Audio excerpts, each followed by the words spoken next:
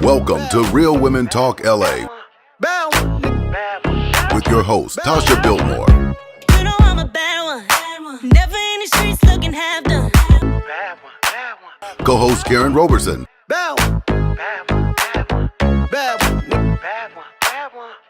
And from a male perspective, with Vincent M. Ward. And serving tea is Baby G, where sipping tea is a requirement. Greetings and salutations, I'm R&B historian Tyrone Dubois. And now, here's your host, Tasha Biltmore. You know I'm a bad one. Never in the streets looking half done. And welcome to Real Women Talk. And today's topic is things that make men cry. That's right. And we have a very special guest with us, Dr. Gloria Morrow. Hi, I'm Dr. Gloria, and I'm inviting you to provide your support for an exciting, uplifting, and inspiring stage play I wrote entitled The Things That Make Men Cry. But before we bring her out, ladies, Yes. I want you to give me your number one thing that you think make men cry. Ms. Roberson? Oh, well, I can give an example of what made a man cry. Was when my father had got diagnosed with cancer in May of 2007, and when he broke the news to us, he was pretty hurt, and he told us, "Listen, you guys, go on and do great things, and if it's my time, it's my time." And that was the only time I can remember ever seeing my dad cry. Right. It makes me think about that song by Scarface. You never seen a man cry till you seen a man die, which I love. That was the first rap music that made me even think about a man crying. Right. Because men are always tough. They hold it in, and they're taught to be that way. Yeah. You know, and I know a couple of reasons why a man would cry. You know, me personally, tell them you about to have a baby. They Oh, Lord. Now, wait a minute, TV. Well, give me an example. Give me one. Well, Tasha, we all know that a lot of the men in America cried when Kobe Bryant announced his retirement. Oh, yes. That made a few men cry. If they lose a game or a bet, they always cry. The fights, and they go to Vegas, they don't win that kind of stuff. But Dr. Gloria Morrow, she wrote this wonderful book, Things That Make Men Cry. Right. This is my own copy, so I get to read it. But I had the pleasure of seeing the stage play. Yes. And it is coming back this June, Father's Day weekend. So Nice. y'all need to get ready for it too. I will be there. So I love the fact that we have this play, we got the book, and she's going to come out and she's going to shed some light on it because, Dr. Gloria Morrow, she's Googleable. You ain't nobody if you can't Google her name. I Google her name, all kind of stuff come up. Absolutely. Because she's been doing this for so long. She's a psychologist, but she's also been teaching students and how to get involved into your, I guess I want to say your inner self. Yes, becoming a better you. Becoming a better you, being a better person. Yes. And what better way to do it is to do, we do stage plays. Yes. You're an actress. Yeah. You portray these characters on stage. Both of you are great actors, so you know what it takes to go into that place. And you have to go to that place. And I give it up to my boy Vincent M. Ward. Yes. He's still on location. He does an excellent job in going to that dark place and letting himself be vulnerable to bring those issues out. She has an amazing cast with this. I don't know if it's the same original cast. We'll find out. I can't wait to see it. Cast. I'm excited. I don't know about you, but I'm excited. I'm excited I'm to see so it. excited I know to Rhonda see Morgan this. and Derek Shawn and Doria Yes. Wilson, all of them was killing it, but she got some new faces in it too. Really? Yeah, Ooh, I can't she got a wait. lot of new That's faces. going to be nice. So what we're going to do is we're going to take a quick break, and when we come back, we'll have Dr. Gloria Morrow on this set, Real Women Talk, talking about the things that make men cry. Things that make We'll men be cry. right back after these messages. See you in a few. Good evening, everybody. And together we can change our culture for the better by ending violence against women and girls. Right now, nearly 1 in 5 women in America has been a victim of rape or attempted rape. and more than 1 in 4 women has experienced some form of domestic violence.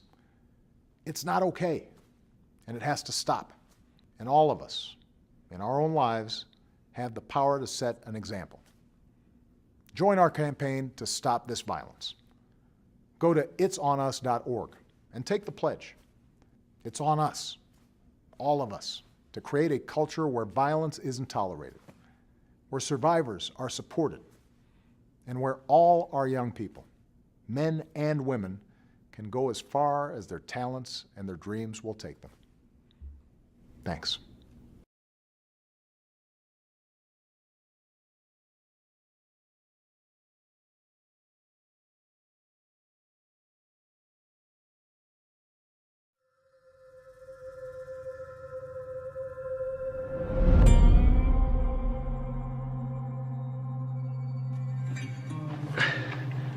What do you want, kid?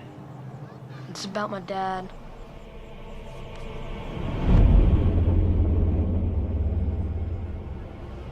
I want you to hurt him. You know it's a sin just to ask me that. I know. People said before you were a preacher, you did things.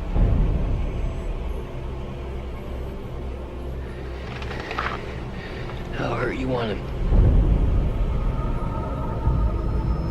How far do I go? Problem is, your daddy's a big fella. He's gonna fight back. Things will escalate. That's what these things do. They escalate. And violence makes violence. Makes nothing much at all. Preacher! Enough. Almost done, Sheriff. Is that what you want, kid?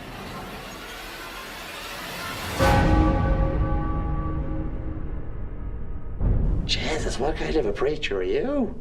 Bad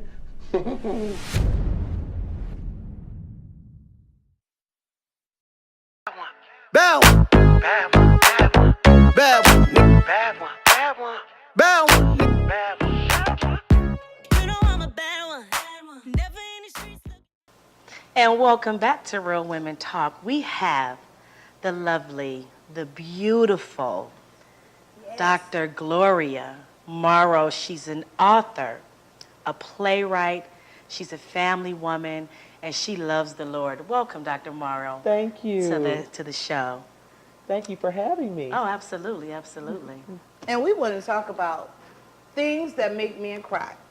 I want you to first talk about this book, because you just, during the break, was filling me in, because I'm thinking I'm about to read this novel about a man crying. So I wanted to know what his story was and his journey, and you said it's broke up in chapters, and it's steps on the men. So can you elaborate on that for us? Well, I was so honored. I was working with a man in my office. I'm a clinical psychologist, and so I see people in counseling. And the man and his wife came in, and he didn't get a word in edgewise. She did all the talking. And so I decided to have him come by himself. And so when he came back, he just sat on my couch, and all of a sudden, he just started crying. Wow. And I mean, he was crying crocodile tears. I was like, oh, I had a lump in my throat. I wanted to cry with him. Wow. And so when he finished, he said he was crying because he really loved his wife, but he was having such a difficult time working in that marriage. Right. And it was making him really sad. And so I went home that night, and it just dawned on me, boy, the things that make men cry. Right. Yes. And so I conducted a research project. This book is the words of 13 men who allowed me to interview them so they could talk about the things that make them cry. Because I think sometimes women try to talk for men and try to answer all their questions, and so I wanted to hear from the men. What really makes you cry? Right. I don't talk for my man, because I usually tell him, speak up. Say what's wrong with you. I need to know. So I do, because I do see women that way, and I've seen a lot of my aunts and uncles in relationships where he was just a hush man. He didn't say, I know you got a voice, so you say something, but she was always in charge and doing this and saying it. So I get that. And this poor thing, he came in there and just poured it all out to you. He poured it out. And so when you decided to do the book, and then going from the book to do the stage play, because the stage play, is phenomenal. Thank you. You have to, I'm telling you out there, Facebook, Instagram, Twitter, wherever you at, if you can get a ticket, fly out here to see Do not miss things it. that make men cry, because it will change the way you, not only the way you look at men, but it will change how you treat men, and it probably change the way you treat the man in your relationship, whether it's your boyfriend, your husband, your son. That poor little boy, the young boy, he had the problem. Well, he had a problem because his parents were fighting. Right. And a lot of times when there are issues with parents, they put children right in the middle. Right. Wow. And so I wanted to really underscore the need for people, if they can't work together, oh well. Right. Do not punish and mess up those children. Right. Amen. Right. Amen So to do that. people come to you? You know how I am. They come to you and tell you the real reasons why some men cry. You know, like I told him I was pregnant and he started crying. You know, but They don't come and tell you that, because some men, they really don't want kids. And they get with this girl and to trap them. These girls get pregnant on purpose. It's not like they did it by themselves, but you knew what was going on. But you ever have clients like that come in, and I just didn't want this baby, and da-da-da. How does that affect him as a father? Because especially if she decides to keep it. Did he become a deadbeat father, or does he work on being a positive role model? Well, you know, I don't really get those cases that often. Most of the things that make men cry have to do with relationship issues, being separated from their children. And I think that we as women really think men don't care, that men have no emotions, because when we try to share with them our feelings, you know, they kind of shut down because they're not accustomed to dealing with emotions. Right. Men are geared to fix problems. And if they can't fix a problem, then they are done. You know, they've done all they could do. So a lot of times we want men to talk to us and deal with us like our girlfriends. Right. And that's a big mistake. Right. So some of the things that make men cry have to do with them trying to be in those interpersonal relationships with us. Also, being separated from children, whether it's by divorce or by death. Right. Wow. And we'll be right back with more with Dr. Morrow after these messages. Bad one. Bad one. Bad one. Bad one. Bad one. Bad one. Bad one.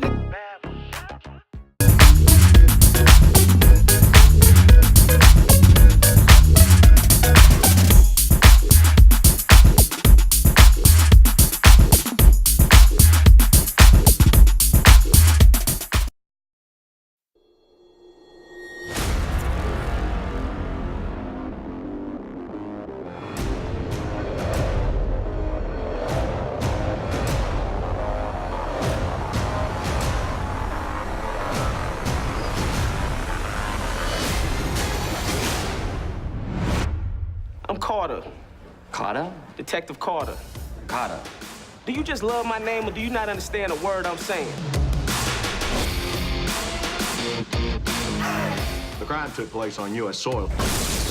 As a courtesy, the Bureau is allowing a detective from Hong Kong to consult. We don't have time to look after a Chinese cop.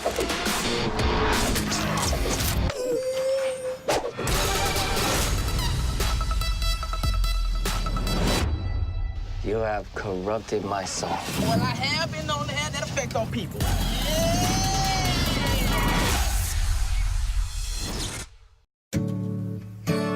You ever hear about the rising phoenix? Us living as we do, upside down. The pale-faced media tells us we all going to hell, but maybe we just the first ones to light the fire. Some try to snuff it out, but that's like oxygen to a flame. What's the get down? She wants to sing, and you're suffocating her. I want to get out of the Bronx. We'll laugh and I'll tell you the story of love and how it is and the happiness in it, baby. Clear as day, We'll darkest combine night, our thoughts darker and light. The together rift contrite, we'll but it's travel got the scream broke road hearts to to life. the So far fountain away, of lost my sight. loveliness. A candle I flickers will like this never, river fall. I'll miss it, I can never hope to hide it. No.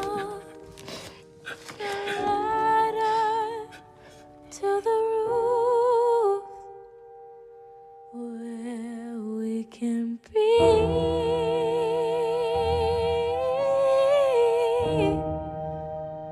closer to heaven.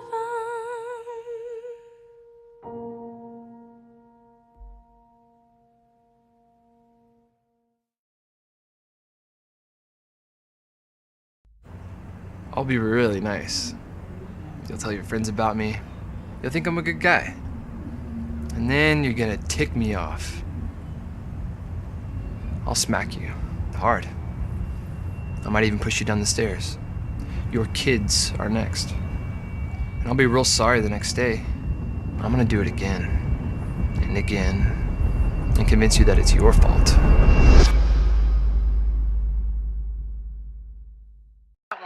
Bad one.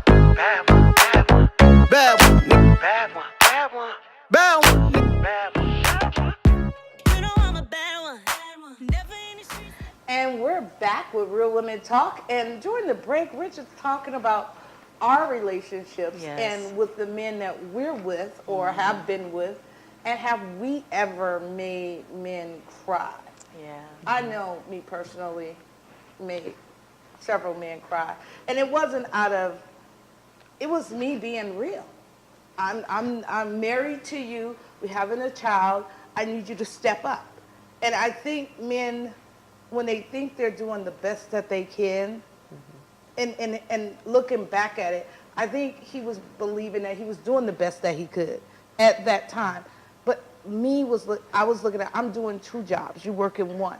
You should be working 2 jobs, not me. You know, and so you need to step up and be the head of the household, because I feel like I'm wearing the pants. And I didn't want that role. I like being the girl. I like sitting back, you know, pamper me. I like that. I will take control if I have to. If you get sick and the doctor say you no longer can do it, I'm strong enough to come in and take over and handle the household, the kids, whatever. But if we're working together, you got to step up. And I did hurt his feelings. I know I did. And that's when I saw a man cry the first time.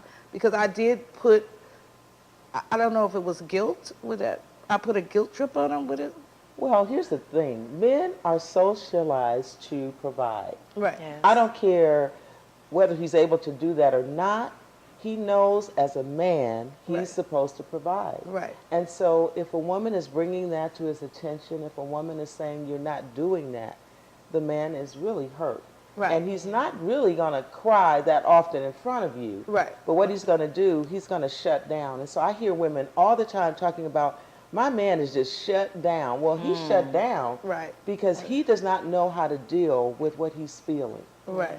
And we can talk about it, but he can't.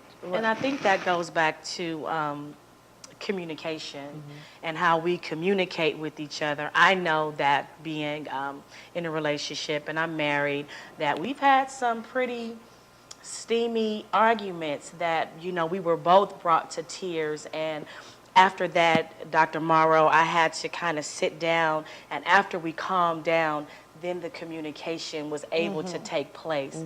And then he was able to tell me how he felt, and I was able to tell him how I felt, and we were able to work through it. And so just speaking with you, I would like to, and I'm always trying to be a better communicator to people, because sometimes what I'm saying is not what they're perceiving or what they're receiving and getting. And boo, I'm sorry for that big argument that time. And I'm going to try to be a better person. I don't want to say we sorry right now. And Miss Britt over there in the Liquid G spot, give us one of your moments.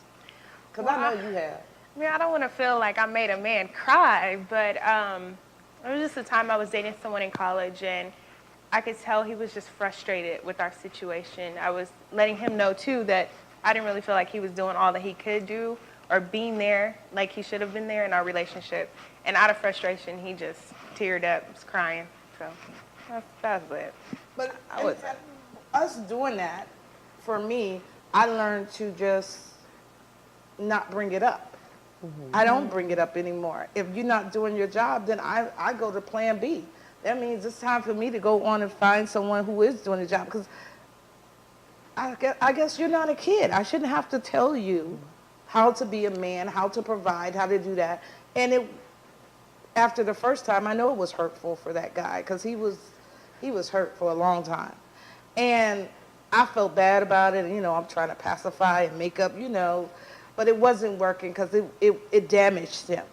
So I don't want to do that again. So for me, I totally shut down. I just, you know, you're not for me. Well, I think that's something that's very important, to know when you're with the right person and when you're not. If you have to do all that work to try to make somebody be what you need them to be, then 9 times out of 10, you're really with the wrong person. Say that. Go ahead, Dr. Morrow. Well, I know I've been with y'all done heard it here first now.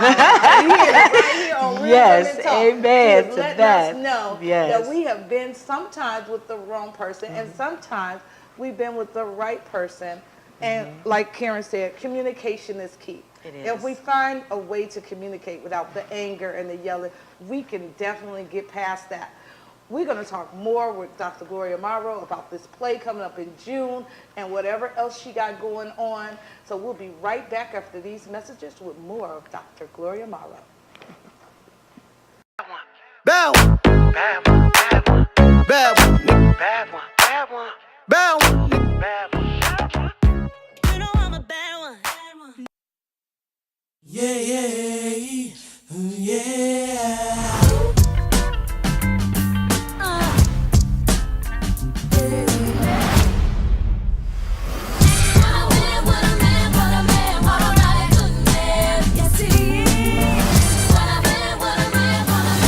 Spoiler alert. I'm in the CIA. Are you joking with me right now? Bottom line, are you in or you out? Well, then I'm out. Actually, you're already in. Then why would you ask me? Because I thought you would go, I'm in, Bob, and we would have had a really cool moment, but you kind of ruined the whole thing. Take my gut, we may have to kill some people. I will do no such thing. I think you'll like it. I will not. I need your skill set to save the entire free world. You ready? No! Sweet, let's go. No, I said no!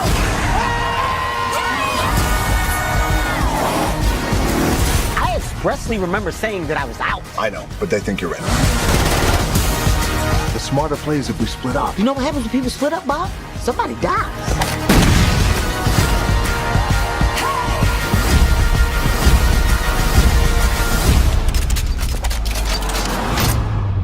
I got a plan. It might get us both killed, but if it works, it'll be a totally boss story. Cool? No, it's not cool. Cool. No, I said it's not cool.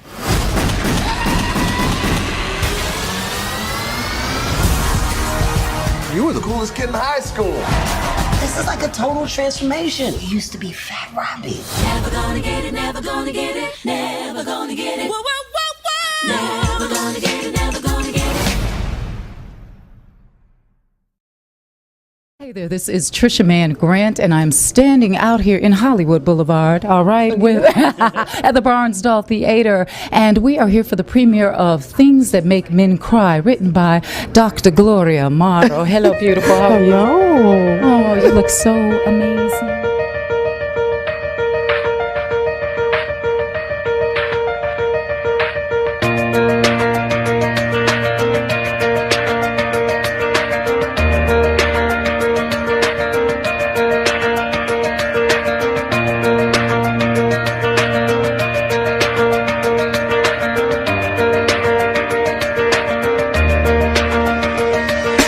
There's a trailblazer right here in the Los Angeles area and all over the communities at large that we should honor tonight. So I am especially honored because this is in memory and honor of her parents. And when somebody bestows something on you using their parents' name means more to me than you will ever know.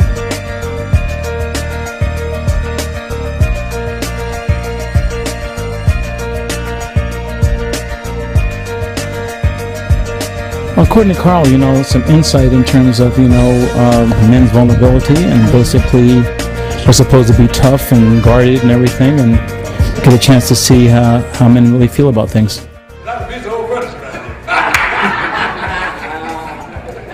Hey, Charles, how you doing there, young man? Hey, for us to be here to do this. You gonna throw that in my face? But hey, you never know. Maybe you can't help me. Now, you never been sick a day in his life.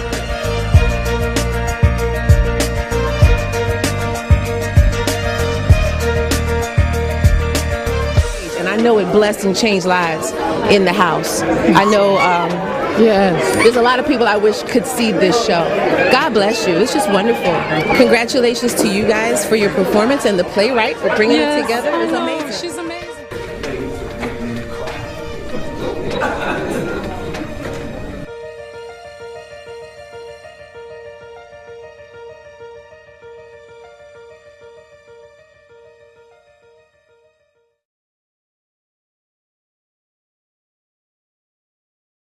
Bad one.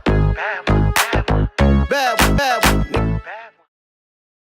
And welcome back to Real Women Talk. Dr. Morrow, I do have a couple of questions that I would like for you to answer. Now, why is it that it is frowned upon for men to cry? Because most men don't feel comfortable with that. I know growing up, and even now when I see some fathers talk to their sons in a very harsh way, like, dry your eyes, you're a simp, you're just really hurtful words. So can you just explain and elaborate a little bit on why is it frowned upon, and why do men do that to their sons? Yeah, we have categorized how men should be and how women should be.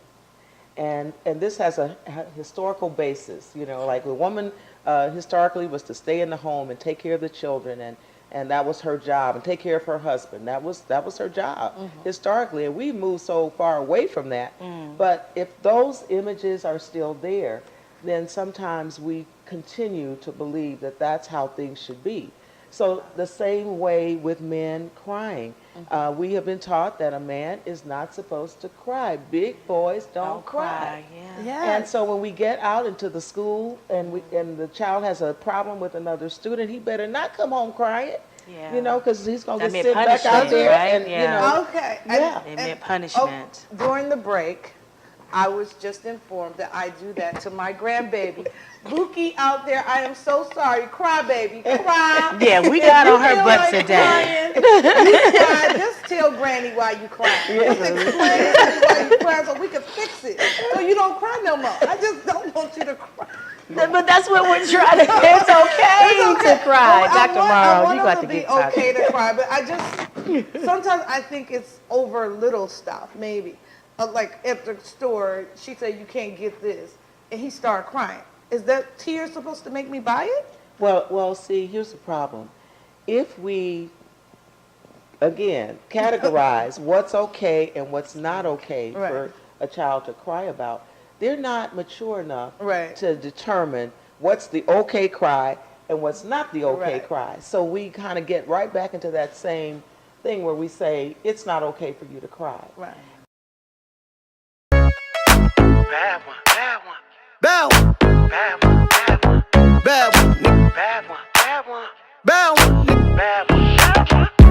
You know I'm a bad one. Never in the streets looking half done. On the real, it's a problem. If I pull up and I'll hurt some. Ooh, when I walk through. Ooh, I do it for real.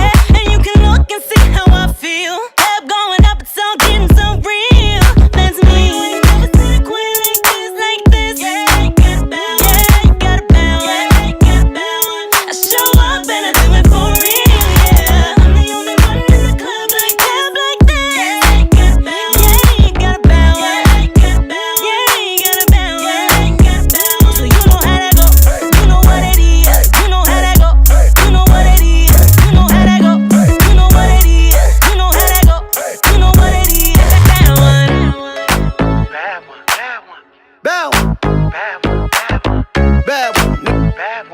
Bad one. Bad one. Doubt you I'm a bad one. Boy, this thing ain't looking after. Make you scream like a pastor. Like a movie in the